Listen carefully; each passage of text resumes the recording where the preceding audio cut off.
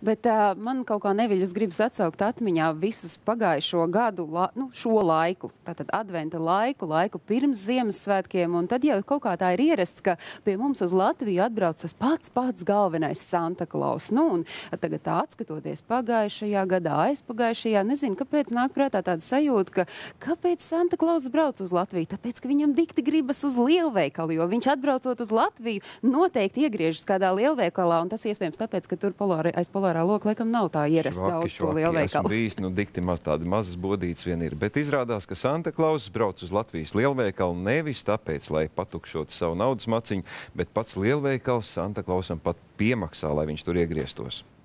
Pēc mirkļa būs Ziemassvētku vecītis klāt. Vai ticat, ka būs patiešām īsts? Cerēsim, ka īsts, jā. Gan jau, ka īsts būs. Tiešām no Labzemes? Jā, es domāju, gan. Pakaļdarinājums. Maziņš. Viņš būs maziņš? Jā. Santa Clausu sagaidīt ieradies ļaužu kabies, kamēr vieni nenolaiž acis no ārdurvīm, kuru katru mirkli parādīsies viesis no pašas Labzemes, citi izmanto laiku, lai vairotu saturu iepirkšanās centra kasēs. Atšķirsiet, vai tas ir patiešām no Labzemes? Aiz bārdas paraustīsim. Jā, jums arī ir kādi varianti, kā atšķirt īstu no pakaļdarinājuma? Jā, viennozīmīgi tikai bārda. Gan jau atšķirsim, ka ieraudzīsim. Nerunās latviski. Jūs domājat, viena no pazīmēm varētu būt, kā atšķirt? Nu jā, nerunās. Nerunās latviski? Nē, noteikti nē. Orķestra pavadībā beidzot klāt arī pasākuma varonis.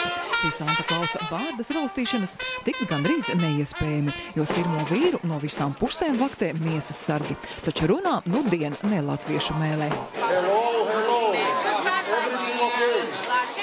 Vai viss ir kārtībā? Santa Claus ieradies no Labzemes, lai iepirkšanās centrā Latvijā atvērtu savu rezidenci. Rezidence mūsē ir pirmā. Tiešām tā ir pirmā rezidence ārpus Somijas, pirmā māja, kas ir uzbūvēta ārpus Somijas. Turklāt pirmā visā pasaulē. Māja vecītim liela, jo pats liels. Rezidences augstums 8 metri, plašums 100 kvadrātmetri. Pirmo tajā ielaiž zaķi, pēc tam seko pats. I have so nice residence, super residence here. Maybe we can everybody say 3 times, hurrā, hurrā, hurrā. Kā jums šķiet, bija īsts vai nebija? Bija īsts. No Labzemes? Jā. Mēs esam bijuši Labzemē, mēs esam redzējuši īstu Santa Clausu, tas bija tāds pats kā Labzemē. Jā. Mēs vērsamies pie viņa ar jautājumu, mīļo vecīt, varbūt tu gribētu uztaisīt savu rezidenci pie mums Latvijā, jo Latvija ir taču tik daudz bērnu, kas tevi mīl. Viņš piekrita, lūk rezultāts. Bet kāda notika šī vēršanās? Vai jūs pati viņam piezvanījāt, vai jūsu rūķu komanda? Tas ir tik vienkārši. Mēs bijām liela komanda. Vairāki rūķi, vairāki palīgi un producentu komanda. Noslēpums grozās ne tikai producentu grupas sakariem, bet arī ap naudas lietām. Jo, lai pasaulē pirmā Santa Clausa rezidence tiktu atvērta lielveikalā, bija vien jādara maks. Vai tas tomēr ir kā 14 ciparu skaitli, 5 ciparu? 4.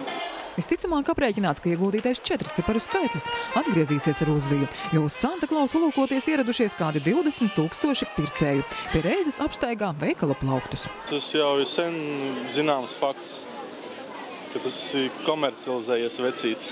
Vienalga, kur viņš brauc, bērniem viņš nes prieku.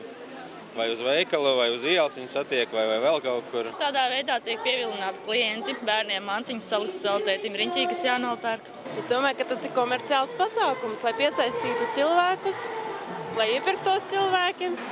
Starp citu, Ziemassvētku vecītis uz Latviju devies no Lietuvas. Arī tur apmeklējis lielveikalu. Santa Clausa rokas mājienus īpaši Vestabu skatītājiem sūta Skaidrīte Nitiša, Aigars Ulmanis, Vestabu. Jūsu zināšanai pasaules galvenā Santa Clausa rezidence būs atvērta līdz pat 14. janvārim. Tie, kas cer, ka satiks pašu Santa Clausu, man gan jāapbēdina, jo pats viņš tur nebūs uz vietas, bet tur darbosies viņa palīgi, rūķi un elfi, un tad jau, ka viņi izdarīs visu, kā pieklājas. Un ja jau reiz